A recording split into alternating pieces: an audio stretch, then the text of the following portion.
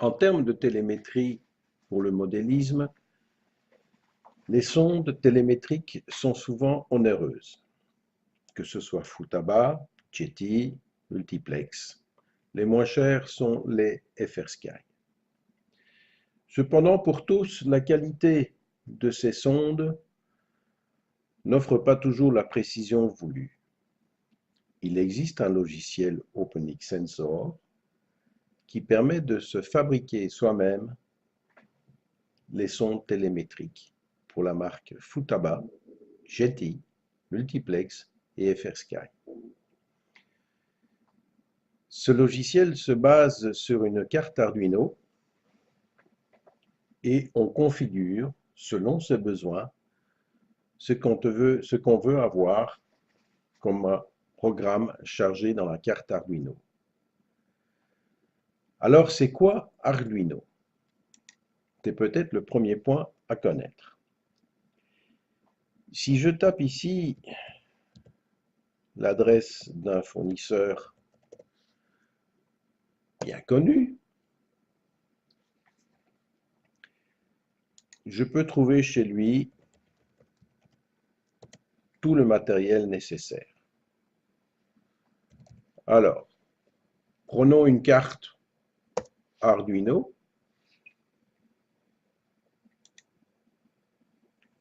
Elle est un peu grosse, bien que pas chère,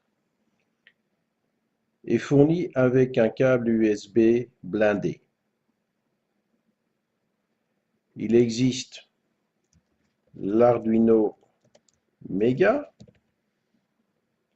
Là, attendez-vous à avoir besoin d'un très gros modèle pour le mettre dedans. Ça coûte aussi pas grand-chose. Il en existe encore d'autres. L'Arduino Yun.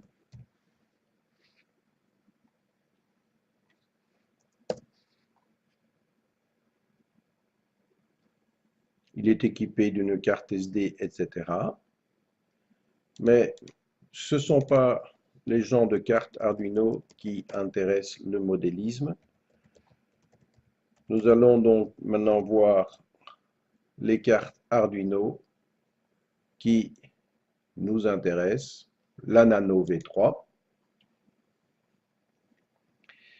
Et l'on choisira non pas une déjà soudée d'avance avec son câble USB blindé, mais on choisira soit par lot de 3, soit par simple connexion, par simple livraison, qui d'ailleurs est gratuite en général. Vous avez même parfois des coupons de réduction. Ce n'est pas mal non plus. Il a l'avantage d'avoir ici, excusez-moi, un connecteur USB.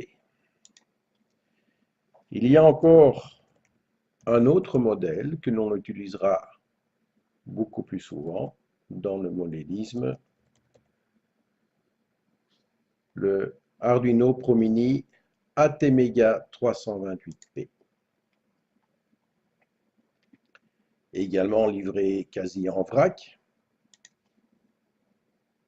qui présente cependant un petit désavantage, c'est d'avoir, ou de ne pas avoir plutôt, de connecteur USB.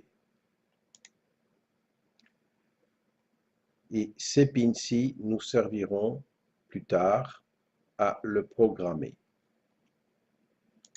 Cependant, pour cela, il nous faudra tout de même un FTDI adapteur USB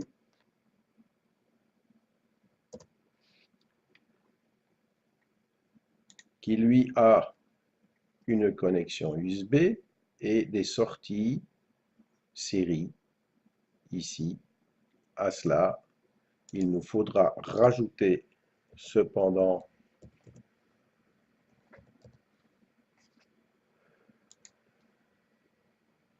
des connexions, des câbles de connexion. Voici une série de câbles de connexion pour 4,90 €. Ça ne peut pas être dérangeant de les avoir. Il y a là fourni dans ce pack 5 câbles 2 pins, 3 câbles 4 pins, 2 câbles 6 pins, 2 câbles 8 pins, 10 câbles 3 pins. Il y en a de trop, mais bon, pour le prix, on ne va pas discuter, surtout qu'en général, le free shipping est toujours chez ce fournisseur-là.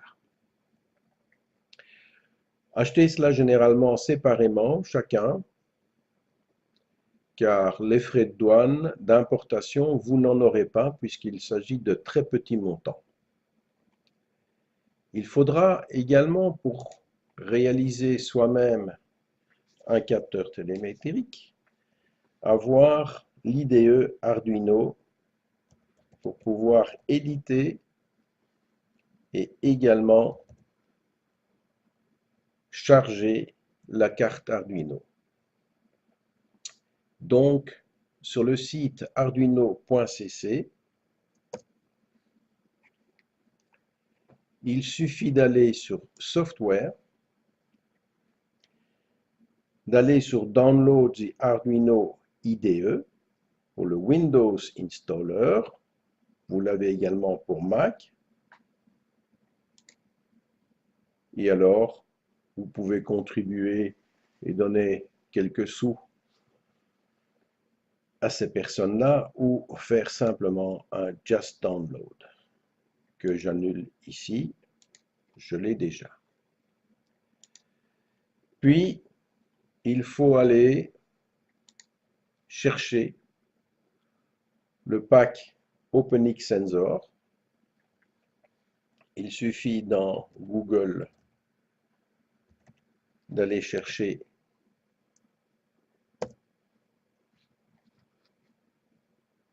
d'après ce mot-là, aller sur le GitHub et faire un download en cliquant d'abord sur Clone au download et là, vous faites Download Zip. Maintenant, selon le capteur que l'on veut faire, il faut acheter les sondes.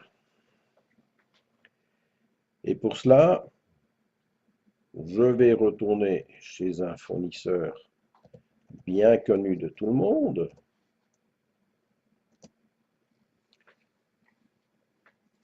Et je m'en vais tout simplement chercher un variomètre, altimètre. Pour ça, je tape MS5611. Voilà. Et donc, voici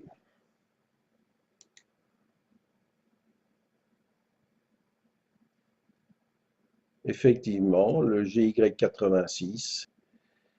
Donc, pour 12 € disponible. Je voudrais également avoir un GPS. Donc, je vais prendre un GPS de qualité, Lublox M8N. Très précis, capable de capter énormément de satellites, qui coûte, lui, 11 €. Donc ça, c'est ce qu'on a besoin pour faire bientôt une sonde télémétrique composée d'un GPS et d'un altimètre. L'avantage, nous aurons une seule sortie, une seule fiche, pas de connexion en série, rien du tout.